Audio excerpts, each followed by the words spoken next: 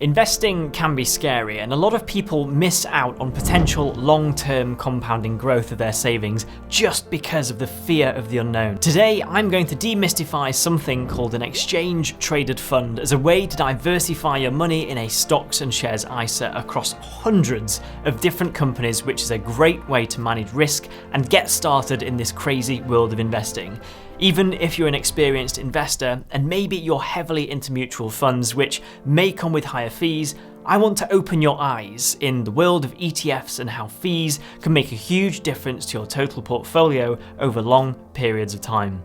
This is part of InvestEngine's education series, a space for beginners and expert investors where we'll explore the principles of investing and how to get started or extend your investing knowledge. I'm Matt Brighton, I run a personal finance channel here on YouTube and try to help others understand how to save more and grow their money through the power of investing by making it simple and easy to understand. So firstly, an introduction to ISAs.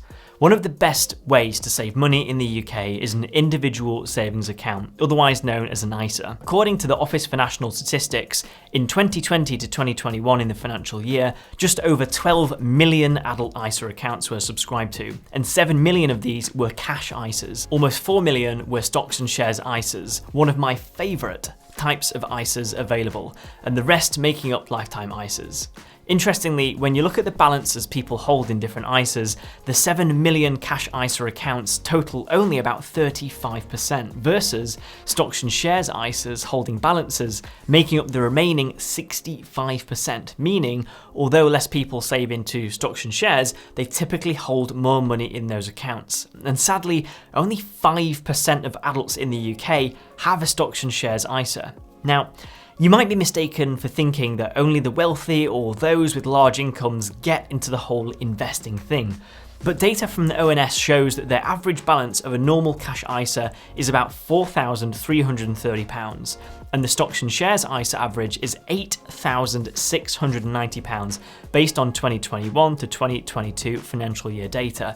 So we're not talking about stashing away millions of pounds, and in fact, opening a stocks and shares ISA to save money couldn't be any easier in platforms like InvestEngine, and it operates exactly the same way as a normal ISA. You share the £20,000 annual limit between your cash ISA and your stocks and shares ISA, and you could put all of it in one or the other or split them up. And from April 2024, in the Chancellor's autumn budget announcement, you'll be able to pay into multiple ISAs of the same type in each tax year.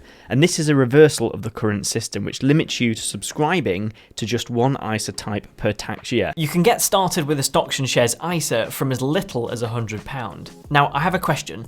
I'm genuinely intrigued as to why more people don't get into using a stocks and shares ISA.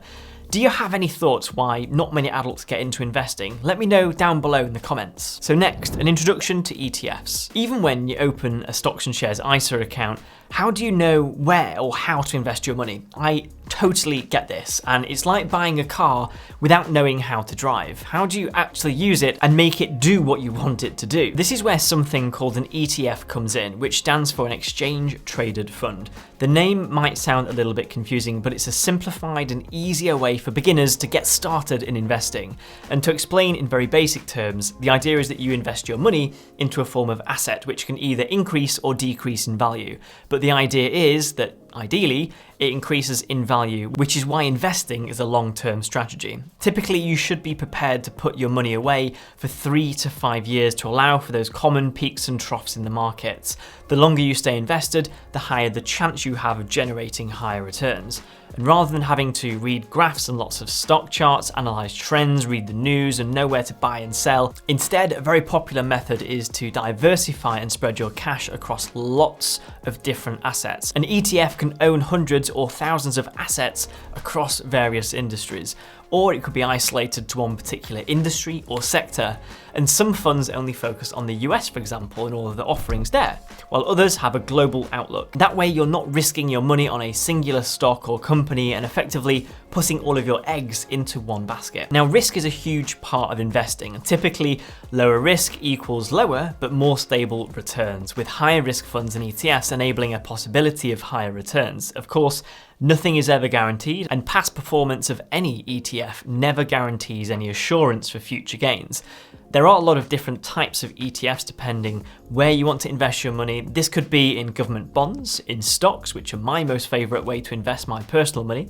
You can also focus on industry and sectors like technology, AI, energy, and more, and even look at commodities like gold and oil. And lastly, currency ETFs, which track performance of currency pairs.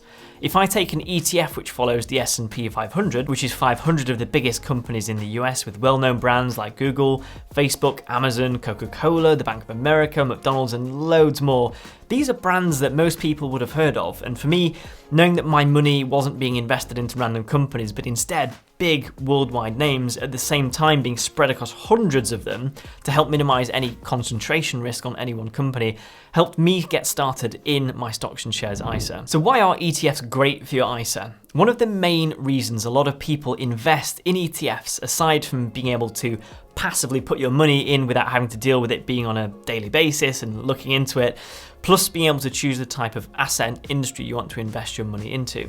Within a stocks and shares ISA, you can use your £20,000 a year annual ISA allowance to pay money in, and it also allows you to pay in a cash ISA that also uses the same £20,000 limit, so use it wisely. This also means that any gains that you might make through your stocks and shares ISA investment are not subject to tax if you sell and make money or profit, otherwise known as capital gains. At the time of filming, gov.uk states that you do not pay tax on income or capital gains from investments in an ISA. Of course, the one thing I haven't touched on yet is the power of compounding. Albert Einstein once said that compound interest is the eighth wonder of the world. He who understands it, earns it. He who doesn't, pays it. Let me give you an example. If I were to offer you a choice between an immediate cash payment of £1 million or a magic penny that doubled every day for 30 days, which one would you take? Now, if you're like most people, you might jump on the £1 million deal, but if you break out your calculator and double 1 penny for 30 days, you'll be amazed that on day 30, your penny would be worth over £5 million. When you look at the number of funds across Europe, Germany and the UK are leading the way with around 8,000 choices versus less than 1,000 in Portugal. ETFs are becoming so popular across the world. So much so that when you look at new technologies, we've seen over time smartphones, social media, robots, ETFs, measured by the total assets under management, have grown at a compounded rate of about 18% a year, only just behind smartphones, but ahead of the growth of social media. And here you see the exponential growth of direct assets flow of money since the early 2000s up to about 2020. The growth and popularity is crazy. You can choose to invest globally across specific regions or in individual stock markets. There are also ETFs for bonds, commodities, and themes such as ESG or tech. And for example, looking at InvestEngine's most popular ETFs, gold is up there from iShares, the S&P 500 is popular from the US stock market, as well as looking at emerging markets, so there's a broad spectrum to choose from. And the reason why it's becoming so popular to invest into ETFs is because they're easy to invest in, rather than having to spend ages stock picking, analysing what companies that you want to invest into. For me, I want to invest my money and see a growth over a long period of time, but I don't want to have to spend a lot of time keeping an eye on my stocks. I sort of want to set it and forget it, knowing that I'm spreading my cash to avoid any concentration risk on any one company. And when you factor in the costs, because typically fees are lower versus mutual funds, this means when paying less fees over a long period of time, you can enjoy the benefits of compounding more. This example from which shows the difference between 0.1% and 1% on annual fees on your investments, assuming an average 5% growth per year. After 10 years, the difference in fees makes a difference of almost £170, and that's just with £1,000 that you're investing. So if you save more money, that difference becomes greater. And it leads me nicely onto InvestEngine as a platform. InvestEngine provides automated investment management, personalized portfolios, and low fees. And platforms like InvestEngine that are online and easy to use have really removed the barrier to entry to get started in investing. They specialize in exchange traded funds, which is a leading way to invest in shares, stocks, bonds, gold, and more. And you can choose whether you want to do it yourself to build your own portfolio from hundreds of ETFs, or use the managed portfolio service, where InvestEngine builds and manages an investment portfolio for you from a range of tens of portfolios, ensuring that your money is diversified to help manage risks. It's easy to create an account on InvestEngine, either as an individual or under the name of a company into one of the many ETFs they have to offer through popular investment companies like HSBC, Vanguard, Fidelity, Invesco, and it also includes popular funds from JP Morgan and WisdomTree.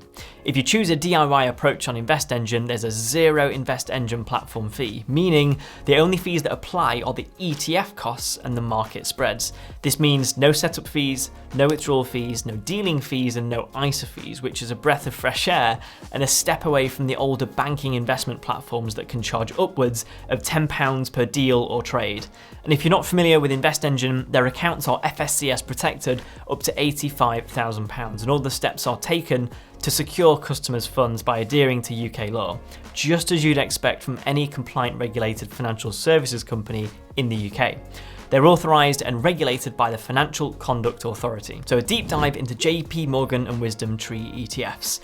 So we've talked a lot about what ETFs are and how they work on platforms like InvestEngine, where you can open your stocks and shares ISA easily as an individual or as a business. The thing I love about ETFs is that they're designed to be simple. You put your money into a singular exchange traded fund and you automatically spread your money across hundreds of companies rather than putting all of your eggs into one basket or company. Now this is a great way to help manage risk by diversifying your portfolio into lots of companies. So I have a question. Have you got any favourite ETFs that you invest into today? If so, let me know down below in the comments. The idea in an ETF is that some companies go up, some go down, but collectively within the ETF, the aim is together the whole fund goes up over time. That's the idea anyway. Returns, of course, are never guaranteed. So let's look at the types of ETFs you could invest in. And there are the core ETFs like the S&P 500 we covered earlier. There are also a whole range of thematic ETFs. A popular provider is WisdomTree. They have over 40 ETFs available to explore on InvestEngine, again covering a huge range of sectors and industries. What I like about WisdomTree is that they have funds that focus on some really exciting and innovative sectors. This is personally for me one of the main things I look for when investing. Rather than putting my money wherever, I like to look at industries that I think will do well, have good potential, and that are innovating and disrupting, which is where I see opportunities for companies to grow. A great example in the WisdomTree funds is their artificial intelligence ETF under the ticker INTL. It's great to see relevant, available funds to choose from rather than slower, more traditional industries like energy, oil, gold, and so on. And this is the one thing I love about exploring the many different ETFs on InvestEngine, whether it's renewable energy, technology, AI, blockchain, and newer technologies. There are ETFs on the platform which you can invest in. Now, this ETF tracks artificial intelligence companies identified by the Consumer Technology Association as enablers and enhancers of AI via the Nasdaq CTA Artificial Intelligence Index. This ETF reinvests income to benefit from compounding like we spoke about earlier. And the fund invests in well-known companies like Nvidia, ServiceNow, Apple, Workday, Qualcomm, Intel, Microsoft, Tesla, and loads more. And looking at another example of different types of ETFs like JP Morgan's actively traded ETFs, JP Morgan is the largest bank in the United States and the world's largest bank by market capitalization as of 2023. While traditionally, ETFs tend to be passive, which is why I personally invest in them, providers like JP Morgan are bringing the more active trading world into ETF investing. JP Morgan's active ETF, for example, range aims to combine active security selection with a passive index exposure with a robust environmental, social, and governance framework, otherwise known as an ESG framework. Their research-enhanced index ETFs cover the world's major stock markets as well as the US and European corporate bond markets. So you get all the benefits of ETFs that you might be familiar with, that they're diversified and they help spread the risk, but benefit from JP Morgan actively making an efficient tactical change to the portfolio positioning. And it's exciting to see where new products like this will go in the future as ETFs become ever more popular. So in conclusion, we've explored how a platform like InvestEngine can help you open a stocks and shares ISA in a simple and easy way. We've looked at what ETFs are and how they help you diversify your money that's invested into lots of companies rather than risking it into one company. And you can quickly and easily use an ETF to diversify your investment and manage that risk.